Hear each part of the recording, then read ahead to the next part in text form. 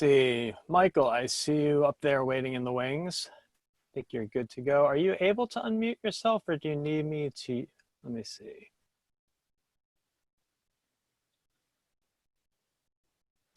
It's being a little finicky today with the muting aspect.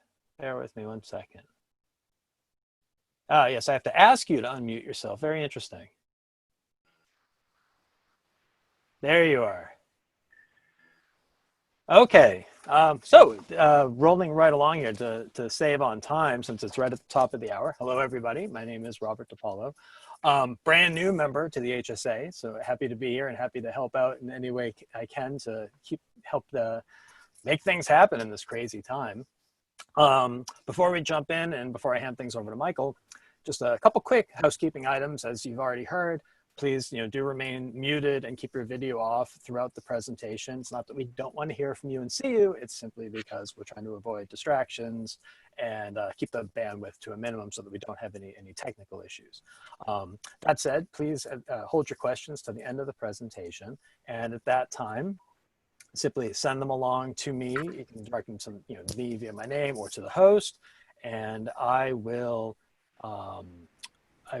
work to read those questions to Michael when the time comes at the end, or if you would prefer to ask him directly, as some of the previous folks did in the last session, please just let me know in the chat, and when the time comes for your question, I will reach out to you. I'll call on you, and you can unmute yourself, turn your video on if you want, and you can ask Michael directly.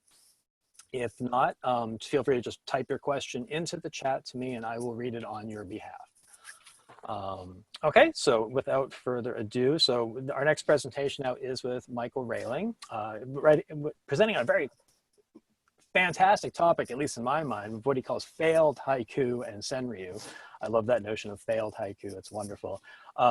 Presentation is Finding Yourself in a Poem. Michael is as he likes to describe himself, he's a vegan haiku poet living in the North Woods of Michigan. He's former founder and editor of Short Stuff, editor of Senryu and Haibun for Kernels and Cattails, editor of Haibun at Under the Basho and the Senryu Anthology. He's currently founder and editor of Failed Haiku, also the judge and sponsor of several haiku, senryu, haibun, and haiga contests, including the Harold G. Henderson and the Nicholas A. Vigilio contests of HSA, as well as the H. Jean Murtha, Senryu, and Jane Reichold haiga contest sponsored by Failed Haiku and Prune Juice Journal. I think that covers our housekeeping. I want to hand things over to Mike if you're ready. Mike, you ready to get going here? I'm here. Fantastic. It's all yours, sir. I'll duck out of the way, and I'm in the background if you need me. Okay. You're probably wondering, why is he sitting in a hotel room? In case some of you don't know, I don't have internet at home. So I wasn't joking about not having internet. I hope in the next 6 or 7 weeks to get a solution to that.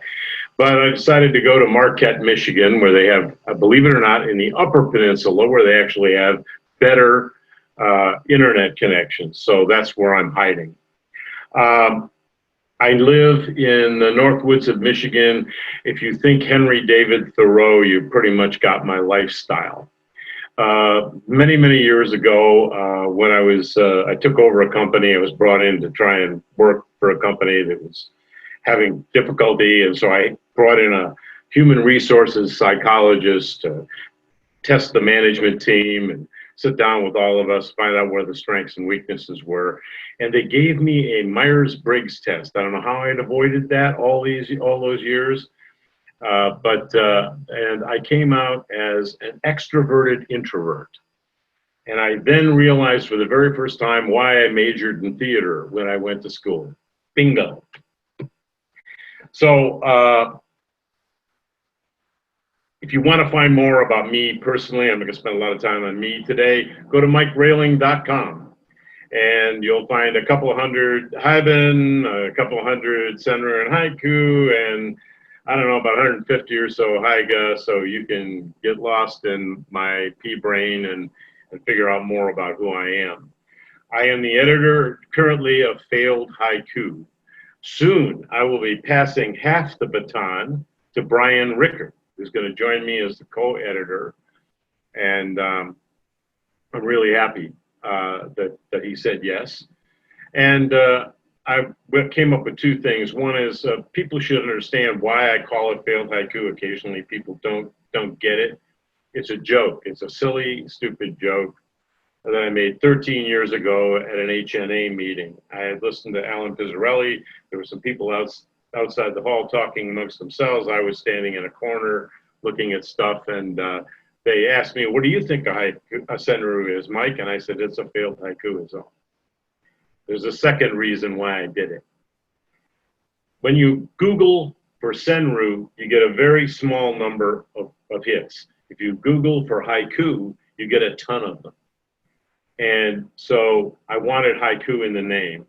And I've always joked modern haiku stole the best name in the business in terms of Google.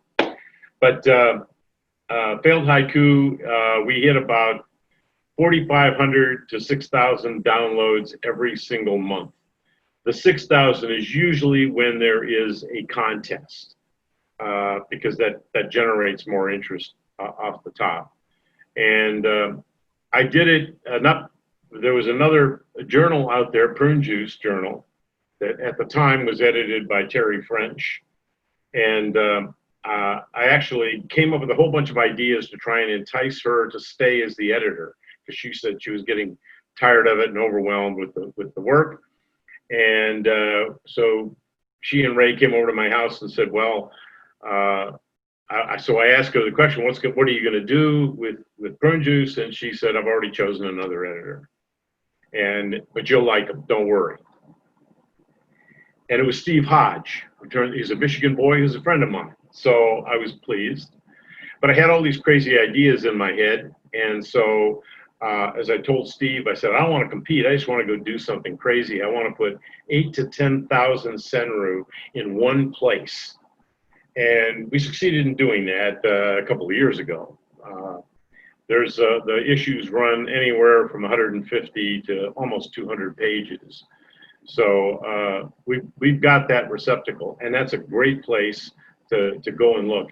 And I accept poems that are previously published, been on Facebook, been on Twitter, been seen by 4,000 people. I could care less. The example I always give people is I've been reading George Sweet for too many years, 50 years maybe, I don't know, maybe more. And when I see a poem of his that he wrote in 1980, I'm as happy to see that poem today as I was in 1980. So I don't want to create limits. The other thing I said to myself, I want to create the largest circle, a periphery of everything that could be considered senru. And I want to sit from there and look in. And in the center, we always have what Marlene Mountain called the haiku glitterati. Those are the people that write the books, write the articles, have websites with 1,000 pages on them, like Michael Dillon Welsh's Grace Guts, which I love.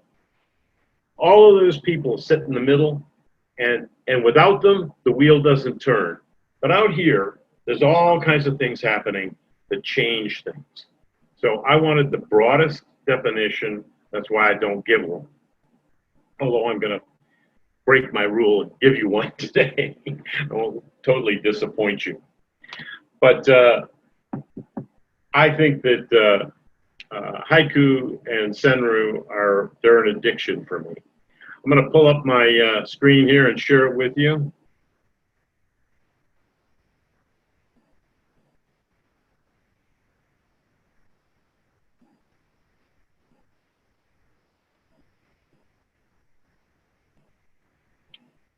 The title of this is Finding Yourself in a Poem, because a good senru poet not only tells you about themselves, they reach you. They let you jump into their story. I'm going to give you some examples a little bit later on. But senru actually means river willow. I think it's a wonderful metaphor, because a willow just sits on the side of the river, and it's interacting all the time with the river. And sometimes we forget on our dust ball that we live on that we're hurtling through space at 67,000 miles an hour. And our entire solar system is nothing in the universe. But it's a great place to pick up vibrations from all over. It's just like SETI, where you're listening for extraterrestrials.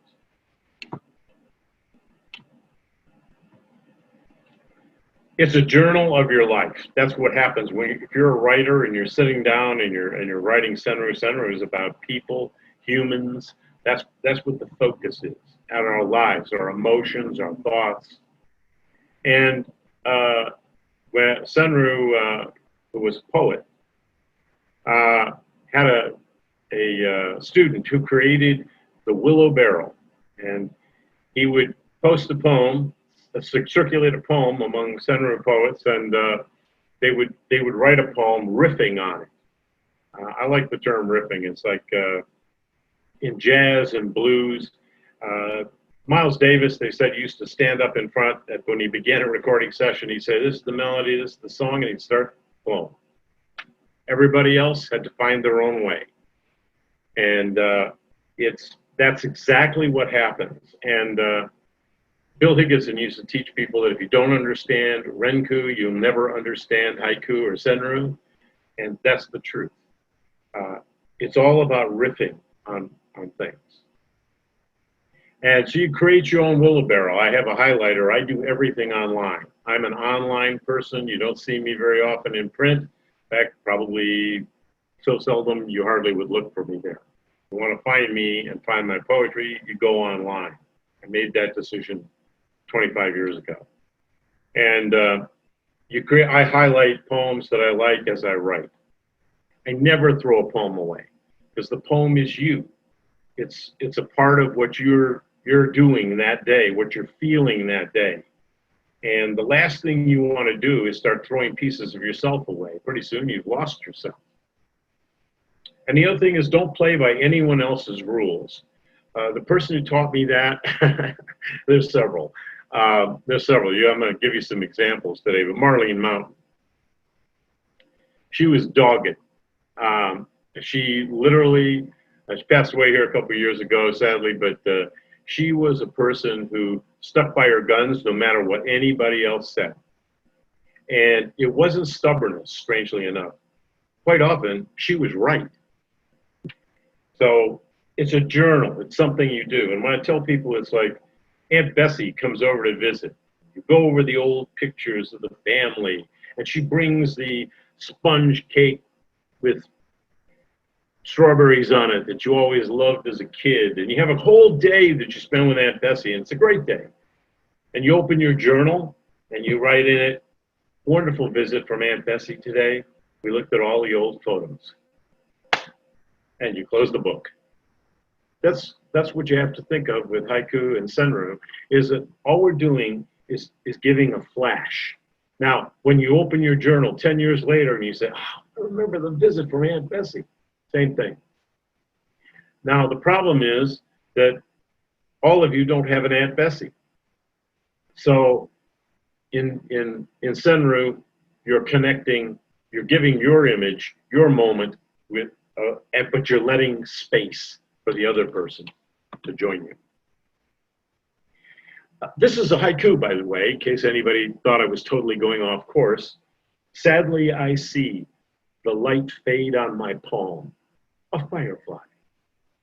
Chiori was a student of Basho's. And in fact, most of the quotes you get for Basho didn't come from Basho writing them down. It came from Chiori and some of the other students. But the point I want to make here is this poem is a haiku. This is about a firefly, period, the end. But we know why he wrote it. He wrote it when his younger sister died. He was holding her hand when she passed. She was only 12, 13 years old. My point is that the reason you wrote the poem won't make it a haiku or a senru. But that's a good one. One of the things I like, I write a lot. I've always done it. And the Buson challenge You write 10 poems a day for 100 days. By the way, if they've got the frog ponds up, I think it was, can't give you the issue, but Greg Longenecker and someone else wrote about a group of people doing the Buson challenge together. And it's really cool, and you're getting a taste of it today. The way I do them is Google Docs, and I get a partner. Terry French has done a couple with me, and I'm doing one now with Kelly Savage Angel. It's a fantastic poem. I think she's in a cave someplace today. She's doing cave diving.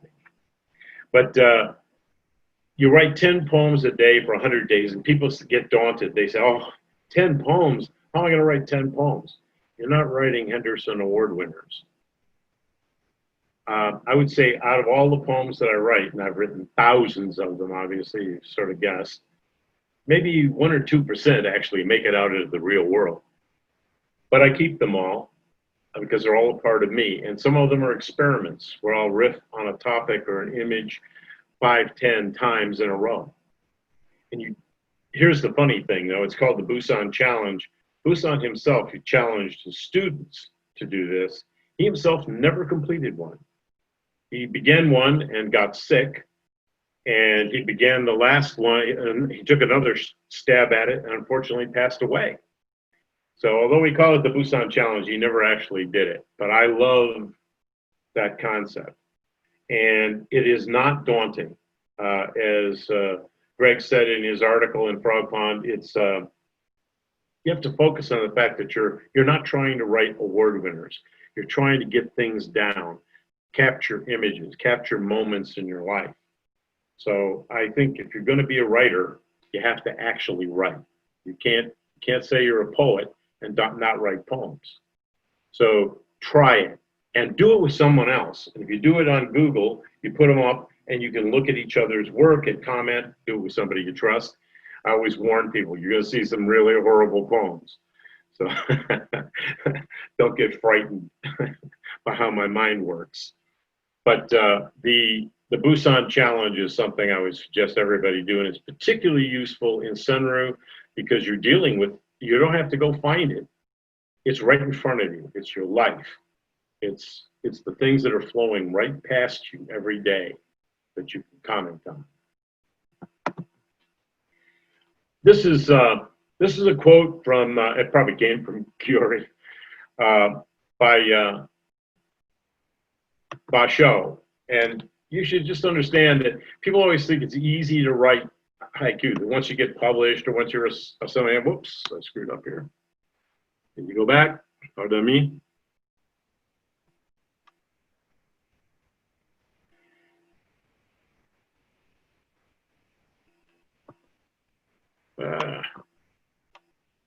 Hang on. Oh, I love technology when it fails you. Let's get this. Hang on for a minute.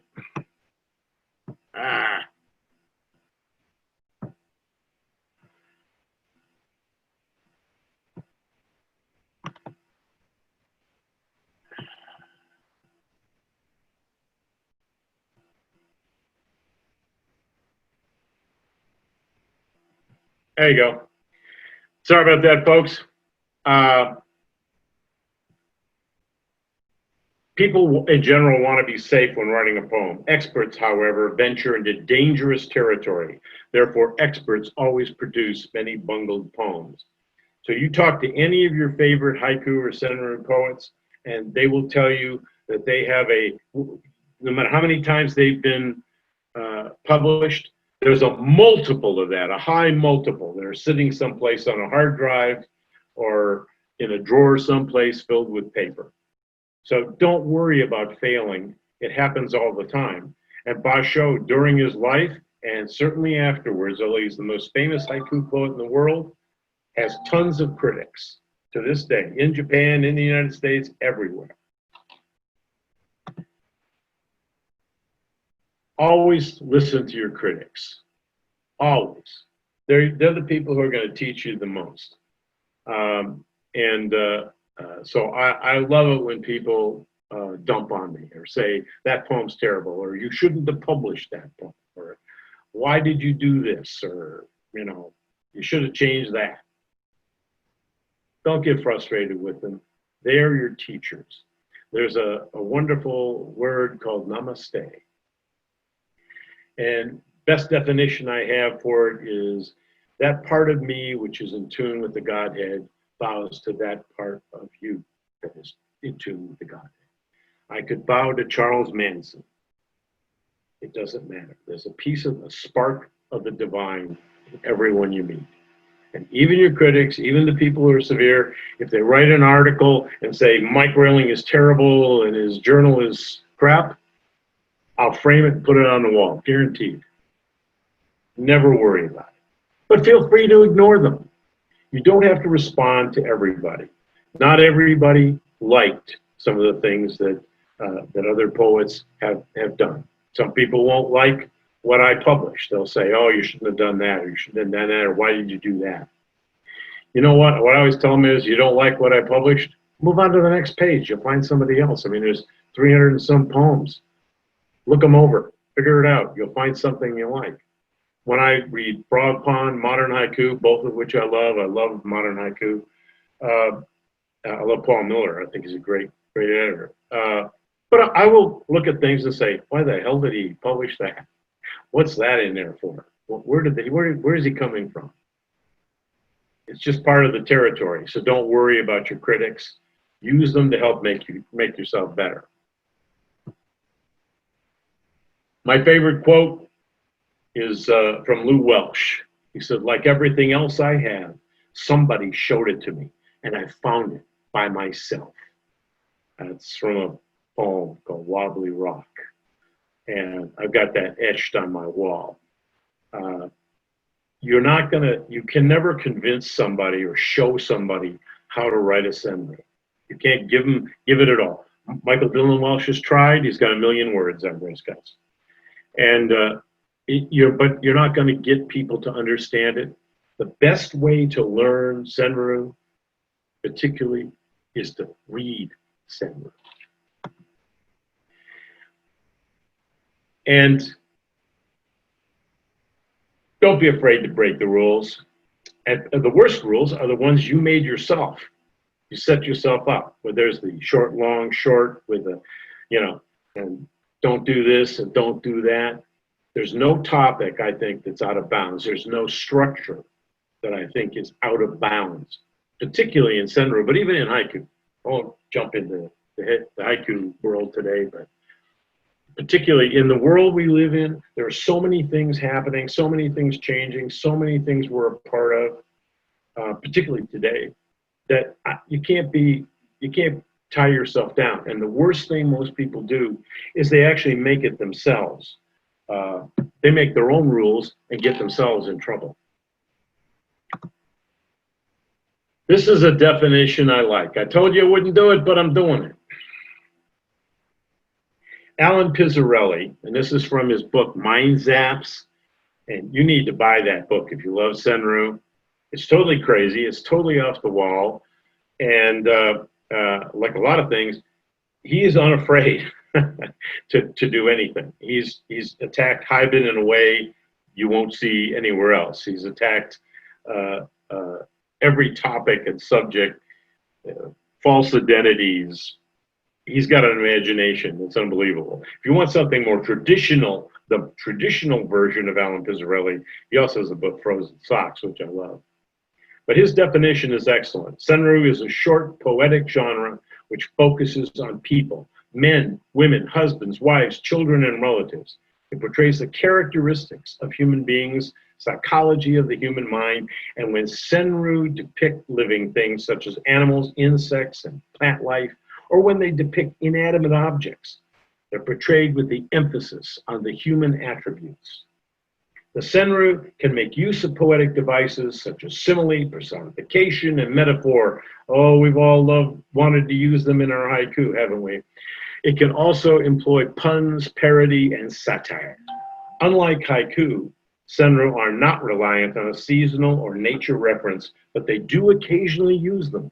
When they do, it is secondary to the human comedy or drama underlying the poem. Senru are not strictly intended to be humorous. Many senru express the misfortunes, the hardships, and the woe of humanity. That's a mistake a lot of people have. They think it's about being funny. And I don't consider my senru funny. Other people do. But Alan has capped it here, and if I make a humble suggestion to HSA, you ought to get old Alan to give you permission to use this as the definition, because I do enjoy the way he thinks. And get yourself a copy of Mind Zaps, and you'll find things that I've never ever thought of publishing or doing that he's done. I'm going to give you some examples, and a couple of the people who are here are going to be maybe embarrassed by praise because their poems are here as examples. But I wanted to show you and tell you just a little bit, show you how people let themselves reveal themselves and leave space for you to join them. Alexis Rotilla is a master. This is out of Wishbone Moon. It's an anthology that was edited by Roberta Beery, Ellen Compton, and Kala Ramish, three of my favorites. Between waves of grief, I season the land. I come from a family, and when I saw this, I thought of a funeral, the wake. And my grandmother and aunts would go in the kitchen, and maybe my aunt lost her husband, but she's in the kitchen cooking and working. Alexis has captured that moment, and she's seasoning the lamb. It's such a poignant poem, and you can read anything you want. I have no idea when this occurred, what was the motivation for her to write the poem, and I'm not even interested in finding out, because I can enter into a whole series of stories about what's happening in this poem. Maybe it isn't the poet. Maybe this is an observation. We don't know. Wishbone Moon. Give it a read.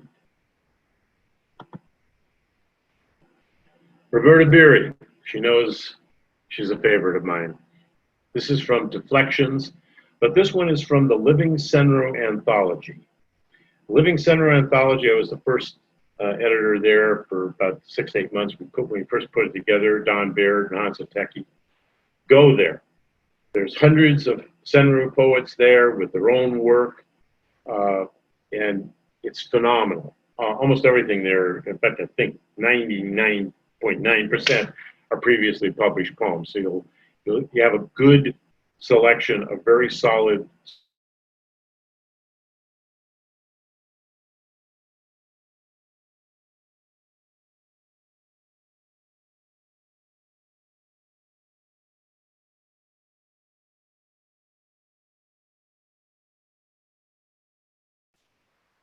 word is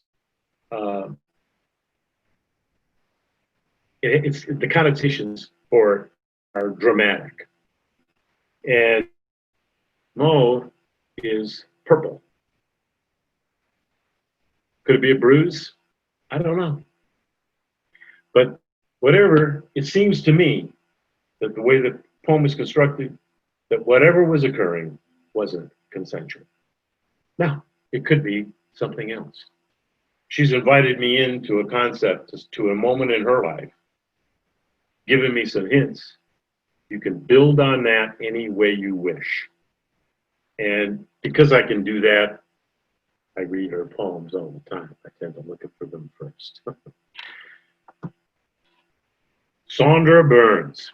Oh, Sandra, I look for her submissions every month, and I'm always disappointed if she misses one. And I'm going to tell a bad story on her. I have deadlines, and everyone knows that as an editor, I don't pay attention to the deadlines. People send stuff in late, and if I can do it, if I've got an internet connection and I haven't totally put the thing to bed, I will do it. So one month I get a submission from Sandra at 4 hours before publication. And she says, am I too late? I said no. Published a couple of her poems and edited the edition just before it got out. But this is a good one, and it's a use of wordplay. At the gym, after Thanksgiving, pumping irony. The word you expect when you see pumping at the gym and pumping is pumping iron. But she's pumping iron because, here you are, a person who cares about your health, that goes to the gym and works out every day, but you pigged out on Thanksgiving. It happens. I can't say it hasn't happened to me. And this one is, again, found in the Living Senru anthology. She's got many other poems there, as do many other poets. Take a look at her work. The other thing is, I'll give you a hint.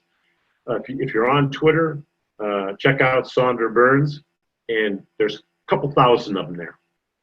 In case you're wondering, got a free afternoon and you want to immerse yourself in her Senru, they're there. Michelle Rue Bernstein, pray for her. She is my current haiku teacher. She has a class at Michigan State University one Saturday a month. And unfortunately, we don't know when it's going to happen again because of COVID, but she's a fantastic teacher. She's got a fantastic group of students. Some of them didn't have a clue when they walked in the door. And they're writing and getting published. So Michelle's a great teacher. This was in the Brady contest. The Brady is a wonderful repository for people. Don't miss it. It's right there on the HSA website, which has the weirdest name in the world, HSA hyphen something. I even forget what it is. But so I always have to Google it. But go to the Brady contest, and you have 30 plus years. And there's usually, I think, most recent times, there's 2 editors, and the 2 editors, the multiple editors changing every year, you have a real perspective. When editors change, things change. Okay, I don't care, and I don't find differences work for me because I love seeing things that are different. Francine Banworth is not Jim Cation. Jim Cation is not John Stevenson. I mean, it's just the way it is. John Stevenson is not Alexis Rotella. As editors, they're all different. So you get a real selection there in the Brady. You can read hundreds and hundreds of poems, Senru, that won awards, that made it through the hurdles. And this one is a classic. She writes a great deal about family, and that's probably one of the reasons I like her so much. Family cookout. Enough of everyone to go around. I don't know if this is a pejorative or this is a good thing or a bad thing. I can't tell you. But you're expecting enough of everything, and she's giving you everyone. And we've all been to family gatherings where there's so many people and so many things happening, and conflicting personalities. There's something for everyone, indeed, at a family cookout. That's a 3rd prize winner, by the way, at the Brady. I pick and choose. I would have done differently, maybe. Eh? Julie Werther, another favorite of mine. This was another one from the Brady. It's an honorable mention from 2013. Julie is a fantastic poet. Her Renge are wonderful. So I'm guessing that the Renge contest will have an entry from her. Life and death decisions. The need to feel the satin lining. I can't say for sure, but this sounds like buying a casket. And why we would need to check the satin lining in a casket when your loved one is never going to notice it is something I've always thought was interesting. People that buy $50,000 caskets and it's done, believe it or not. Seems weird to me. But this could also be the viewing. Have you ever seen kids, they come up to a casket for the first time, young kids, 7, 8, 9 years old, and just rambling. And they touch. They don't want to touch the body because they know Grandma's not there, but they feel the satin. A lot of things in this poem. A lot of ways to go. And for all I know, this has nothing to do with that. She's allowed the reader to collaborate with her on the poem. And that's Eric Ahmed, by the way. He said that the haiku and senru were a collaboration between the poet and the reader. And so you don't want to put everything about Aunt Bessie's visit in.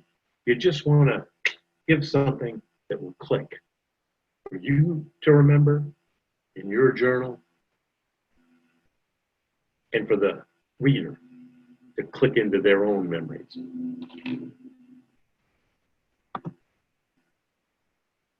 This was Michael Dillon Welsh. Some of you may know him. That's a joke. We all know.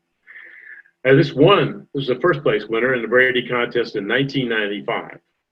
And what makes this senru so interesting is that we're all familiar with it. There's an instant recognition of what's going on. Clicking off the late movie, the couch cushion reinflates. You almost think the couch cushion is like human, is alive, and saying, my God, he finally got up. But we all have this. This isn't a complex poem that has all kinds of double and triple meanings. This is something, though, that everyone can relate to. Everyone's going to know and put a smile on their face because we all have, there's a spot in the cushion of your sofa where, where you sit and you know what it looks like. Doesn't take long before that shape occurs. Michael's website, graceguts.com, confuses people sometimes with the name, but the truth is he's got so much there that you can't exhaust it. Really good stuff. This one almost reminds me a little bit of Peggy Lyles, but it's not. It's Sandra Simpson. And this is another place you can go, Touchstone. The Haiku Foundation website. I only have one big complaint for Jim Cation. It's huge. It's bigger than anything you've ever seen. It's gargantuan. There are whole books that they've scanned on there. Minor and Amen and the old stuff from the 40s and 50s is there. You've got Touchstone Awards for poetry. And by the way, this one had appeared in the Heron's Nest. Also a wonderful place to go and find poetry, but they don't delineate between sentiments. So I haven't included it, but great spot to go. And the Touchstone Awards come from editors submitting poems that have appeared in their journals, and then they're judged by a separate group. I love the thought of things that have been judged by a number of people. There's a number of hands that have looked at them, a number of eyes that have peered into it and tried to figure things out. This is a wonderful poem. Slicing papaya, the swing of her black pearls. and there is something really tender and sensuous in that whole thing. Food is probably the most sensual thing we do. We actually can't. We actually. I gotta be careful. I don't stray here and get yelled at. Food is the most sensual thing we do. It beats out sex. Trust me. Given the choice of starving to death and having sex or eating the papaya, I'm taking the papaya every time. Sorry, honey. This one is just a beautiful image, and you can read anything you want into it. When women wear necklaces, I hate to tell you women, a lot of us men think it's designed so we will look someplace else. Awesome. Politics. I think we all know what this one's about. Wedding announcement. All those years we didn't ask. And they didn't tell. Bill Kenny. His first place in the Mirtha contest, sponsored by Prune Juice Journal and Failed Haiku. And we all know what this is about. This was 2016. We all know a Supreme Court decision came down, took gender out of marriage. Never thought that would happen. I honestly didn't. 74, waiting a long time. And Bill caught this one just right. He didn't bother to mention the Supreme Court. He didn't bother to talk about gender. There's no gender in here. He didn't bother to talk about gay or straight or any of that nonsense. Sexual orientation didn't come up. He took the purest route, how people relate to people. That's how we should do it. That's how we should live our lives. You accept people for what they are. One more thing. For those of you who count syllables, this is 575. By the way, Bill does not do a lot of poems in 575. He's mostly an 8 to 12 syllable guy. But this one, he managed to get it right. And when you do it right, Clark Strand also does it right. 575 is not only acceptable, it's perfect. By the way, neither Stephen Hodge or I noticed that it was 575. The poem captured our imagination. We didn't look at the construction. So don't waste your time on construction because it doesn't matter. If you're going to deal with politics, skip a name, skip a specific place. Take the moment.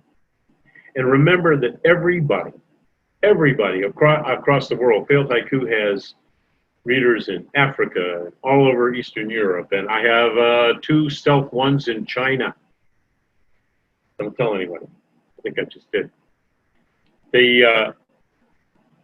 Don't worry so much about construction. Don't worry about being precise and telling people what you mean or what you're referring to. This poem will resonate, as far as I'm concerned, 10 years. So that's why we picked it. This one's from the Living Center anthology again. It was posted, I think Charles Trumbull put this together after she passed. Winter night, writing letters to get letters. Marlene Mann. And that's just the way it is. When you're bored, you're locked in. I live in northern Michigan. Believe me, when we say we have a snowstorm, we're not joking. One time, April 15th, we got 31 inches in 2 days. You heard me, April 15th. So when you're locked in, you're locked in. And back in the day, this was 1986, we didn't have all the tools we have today. So I couldn't just Skype somebody or email them and say, how are you doing? Writing letters to get letters. And it's just, again, one of those simple thoughts. Marlene had a way of doing it. By the way, Marlene didn't shy from politics, sexual issues, women's rights. Go, visit, find every poem you can by her. I got to, back in the 90s, excuse me, Marlene had a site of her own on Yahoo Groups. It was cryptically called Marlene Mountain. She did everything that way. And I learned a lot about one-line haiku. She didn't like the term one-liner. Occasionally I slipped, but most of the time she slapped me enough so that I now know to say one-line haiku. But she could be very simple. She could look at the simplest thing in nature. She could look at the most complex social problem, and she was unafraid to tackle it. So she made me more fearless. I wish I was as fearless as Marlene.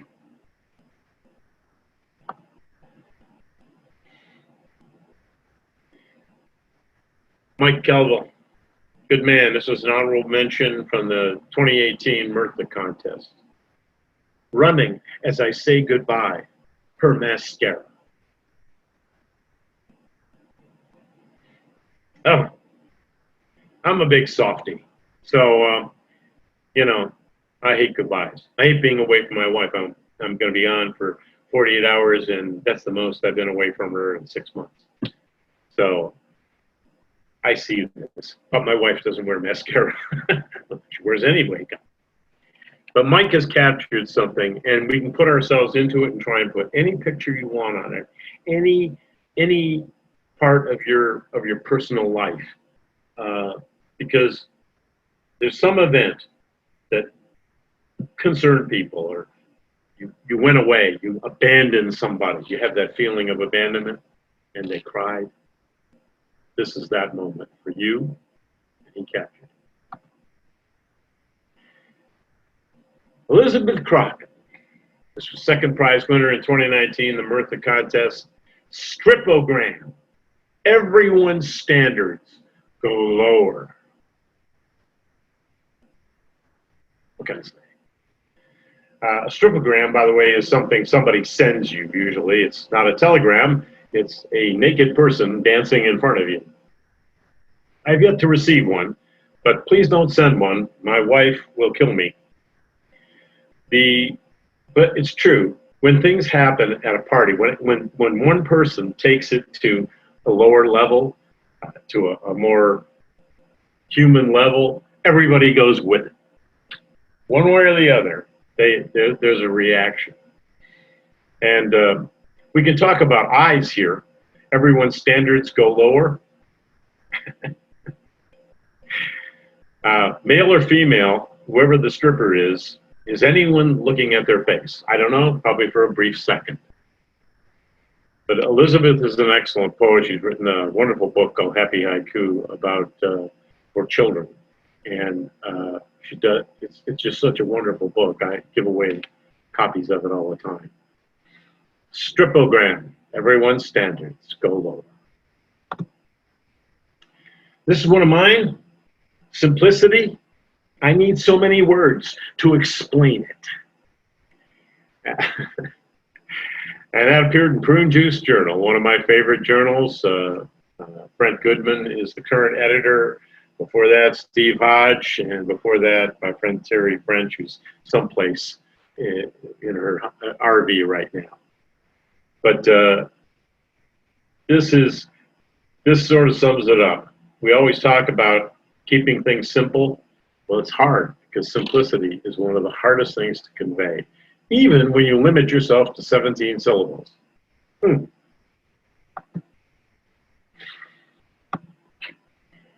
going to come back live here. Got a couple more things. Let me see how I do it. I'm going to stop sharing.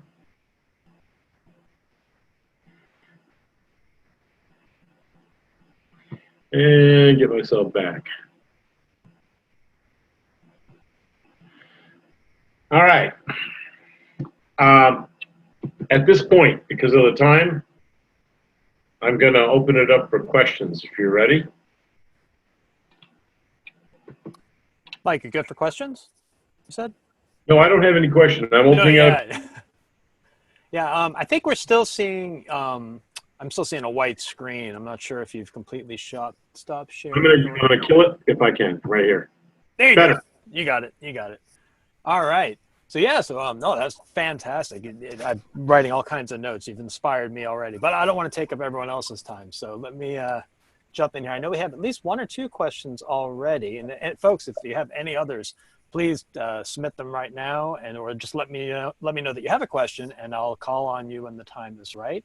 Let's see here. The way this is working, I got to ask people to unmute. So I know our first question's from Matt Snyder. We give him the option to unmute himself. There you go. Unmuted. Can you hear me okay? Yes, go ahead, Matt. Great. Mike, thanks a lot for that presentation. I was also taking notes as we went and also really enjoying failed haiku. Thank you very much. What I wanted to ask about, you mentioned breaking your own rule. And I wanted to ask if you could give us an example of a rule that you discovered, which is probably part of the battle, and broke, or advice on doing so. Well, one of the easy ones is when you first start writing haiku, and I started in the 60s, it took me 30 years to write anything that was somewhat decent. So I always get mad at people who take it up and suddenly they're published in modern haiku, and I go, what the hell? They need to serve their 30 years like I did. But one of the is short, long, short. Okay, people get stuck in the way of the poem looks. It can be all over the page. It can be 5 lines. I don't care what you do. One of my inspirations, I don't use any grammar in my Haibin. You'll see no grammar, periods. That's it. No caps, no nothing, lowercase. I hate semicolons anyway. I do understand style books. I've got them all. But when it comes to poetry, I think it's a minimalist poem, and I just strip everything out of it.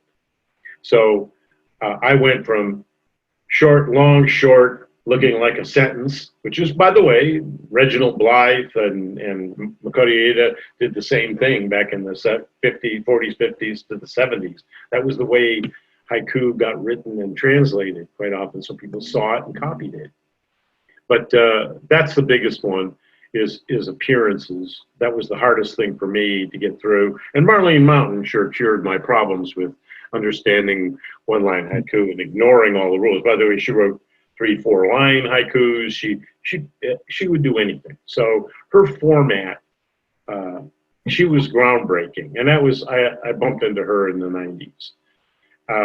And the other guy, one of the rules is that things have to be really good when you write them, and I threw them away. You know, it's a big mistake, because several years ago, in 2013, I think I was going through a really dry period, and I got like 100 acceptances, all online.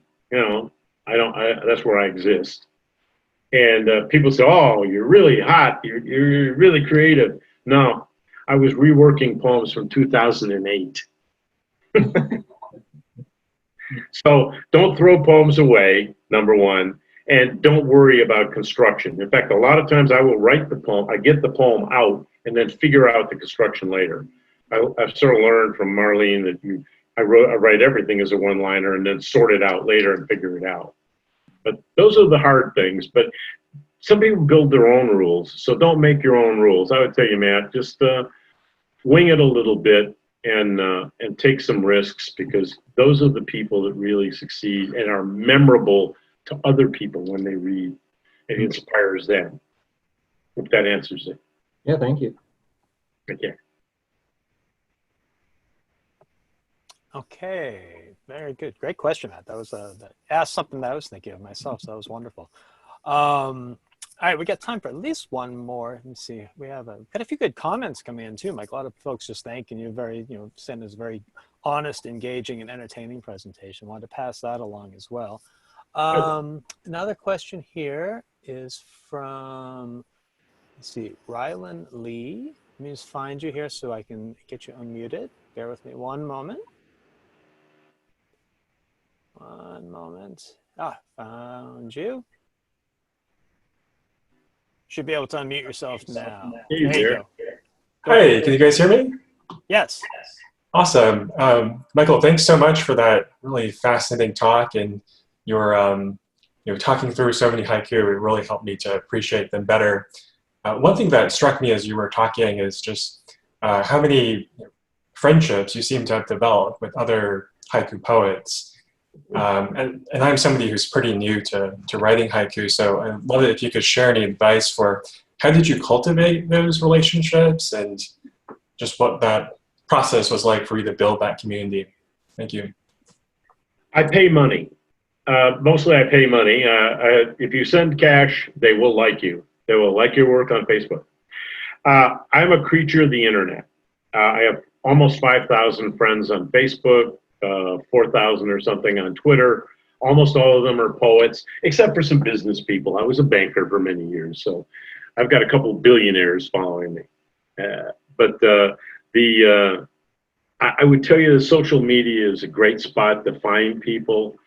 I would also tell you that the internet allows you, go ahead and email people. Now, some editors are bogged down. They have some of them have real jobs during the day. You can't. But I started out by emailing people. One of the people I had a long relationship with, I only met him twice, was Bill Higginson. And I met him first in the 90s when he was on a committee for Alta Vista. Most of you don't even remember that existed. It was a search engine kind of thing where they were trying to get definitions for poetry and haiku and politics and everything else. So I came on there, and I didn't have a clue who he was because he had a screen name. And I supported his definition of haiku and senryu at Alta Vista. And about 10 minutes later, I get an email that's from him saying, thank you, thank you, thank you. And so we kept that relationship. And the other thing is go to meetings. In some sense, they're structured. I mean, the people who come to an HNA meeting, which is great, or an HSA meeting, they're all established poets. It's usually an inside baseball kind of thing, but that's a good way to meet editors, talk to people. If you can do that, one of the things I'm very gratified about, didn't say it in the beginning, allow me to say it right now.